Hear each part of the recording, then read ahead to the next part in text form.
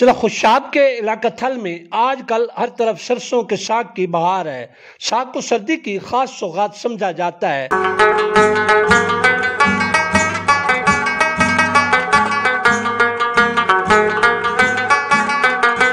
साग में बाथू, सब्ज मिर्च और पालक को मिलाया जाए और इसको लकड़ियों की आग पर पकाया जाए तो ये बहुत जायकेदार बन जाता है।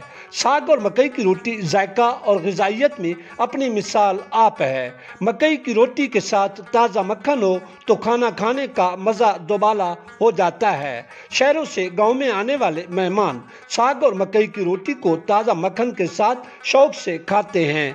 पके हुए साग को जब लगाया जाए मक्खन में अदरक, लहसुन, प्याज और सब्ज मिर्च का तड़का तो फिर बनेगा भरपूर जायकेदार साग। सर्दी आते ही इलाका थल में सरसों का साग, मकई की रोटी और मक्खन दस्तरखान की जीनत बन जाता है।